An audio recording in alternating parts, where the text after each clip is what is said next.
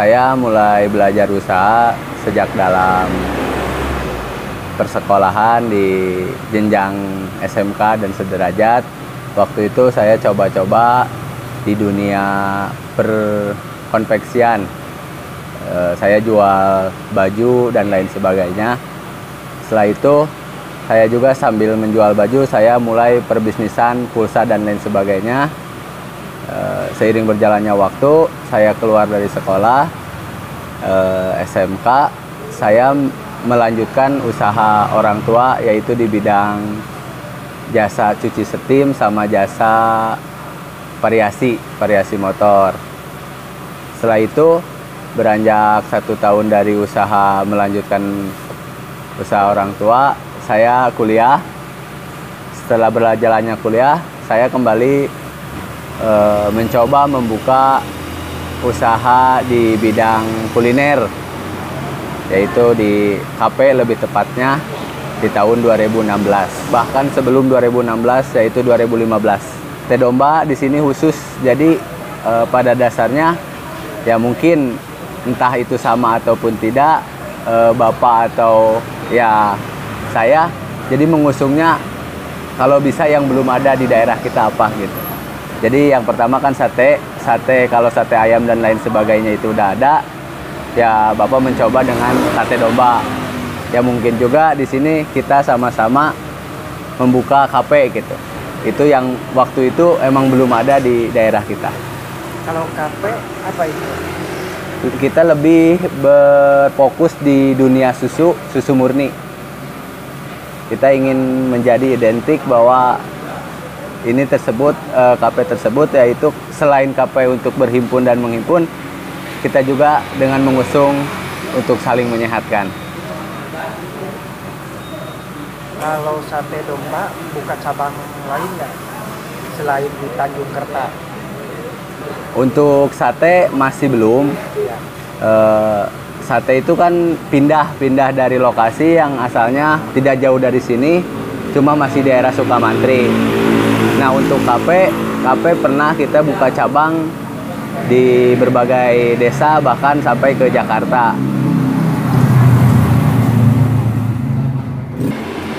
Ya, kita lanjut lagi untuk karyawannya gimana? Ya, untuk jumlah di sini kita tidak menyebutnya karyawan, tapi di sini kita menyebut pejuang.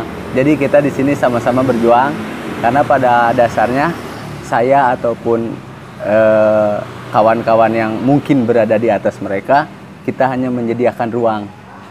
Jadi kita hanya untuk saling sama-sama berjuang di ruang tersebut. Nah untuk jumlah para pejuang, mungkin waktu itu kan kita terpisah antara nama Pudering Sumantri, UPM Setim, sama Sate Domba Udin Okem. Nah di tahun 2000, sebelum ke tahun 2020, ya mungkin bapak saya yang punya sate domba Udin Okem pindah ke sini. Jadi kita mengusung nama menjadi dirubah gitu. Jadi dalam satu kesatuan, yaitu namanya Republik Sumantri. Ya mungkin istilahnya kita ingin membentuk ataupun belajar sama-sama di dunia republik gitu, gimana gitu. Kita menyatukan satu elemen, satu bidang dalam satu kesatuan gitu. Nah untuk total jumlah para pejuang yang mungkin untuk saat ini untuk di divisi KP kita 3 orang, di jasa cuci setim kita 3 orang, dan untuk Pak Tani jadi hasil bumi kita hasil bumi yaitu 2 orang. Jadi totalnya mungkin ada 8 orang. Untuk masa pandemik ya kita mulai menyesuaikan. Mungkin pada waktu Maret, awal-awalan pandemik, akhir Maret, dan kita biasa menghadapi Idul puasa. Itu kan pandemik sebelum puasa dan pas puasa. Nah kita pas pertama-tama merasakan efek yang begitu besar dari pandemik. Soalnya dengan perbatasan jumlah pengunjung dan bahkan penutupan makan di tempat. Dan pada saat itu mungkin itu adalah bagian momentum panen bagi KP-KP saat bulan Ramadan. Ya mungkin dari pembacaan saya pribadi, hampir setiap KP-KP waktu pandemi pertama tersebut sedikit terpengaruh yang sangat besar. Nah, seiring berjalannya waktu, mulai dengan adanya adaptasi kebiasaan baru, ya mungkin saya pribadi emang jarang juga menerapkan adaptasi kebiasaan baru, ya tapi kita sudah bisa menyesuaikan dengan situasi pandemik tersebut. Untuk jam operasionalnya?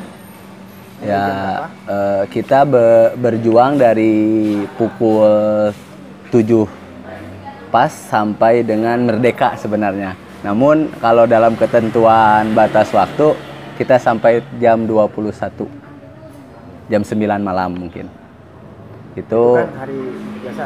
Tapi kan sekarang ada perubahan ya. Nah, untuk ada maaf memotong pembicaranya.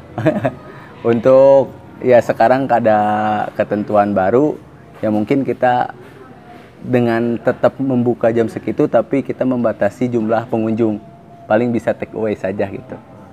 Kita paling membatasi menurunkan kan sekarang sampai jam 7.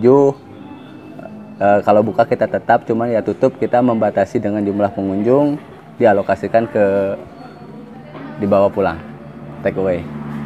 Sebenarnya banyak untuk yang akan disampaikan, baik itu aspirasi ataupun keluh kesah. Tapi ya mungkin karena dengan situasi untuk saat ini, dengan situasi pandemik saat ini, bahkan gitu, bukan satu-satunya, salah satu cara untuk kita tetap sama-sama bisa berjalan, yaitu dengan sama-sama saling mendukung dan sama-sama saling membesarkan. Maka dari itu kita mengusungkan berhimpun dan menghimpun. Sebab fitrah setiap orang itu saling menguatkan dan saling membesarkan. Dan dengan slogan tersebut kita senantiasa mengusung ataupun secara bergerak bersama dengan salah satu ya mungkin dengan komunitas ataupun yang sekarang mungkin saya selaku salah satu UMKM dan saya pun bergabung dengan UMKM yang mencakup daerah kecamatan saya pribadi yaitu UMKM Gembita. Maka dari itu ya saya mengusung bagaimana caranya kita saling tetap bisa bersinergi. Ya mungkin untuk saat ini cara kita yaitu kita dengan membagikan sebuah voucher berbelanja di gerai tersebut untuk para member yang sudah terjalin di Sumantri. Nah mungkin ini hanya baru salah satu cara ataupun salah satu jalan yang mungkin pada dasarnya meskipun satu asal istiqomah. Jadi intinya saya mau mencoba dulu pergerakan ini apakah ada efektif untuk sama-sama gitu. Mungkin sekian dari saya untuk salah satu sinergis ya mungkin pada dasarnya saya kurang berkontribusi terhadap salah satu himpunan tersebut ya dengan cara seperti ini mungkin menjadi salah satu kontribusi dari saya. Sekian.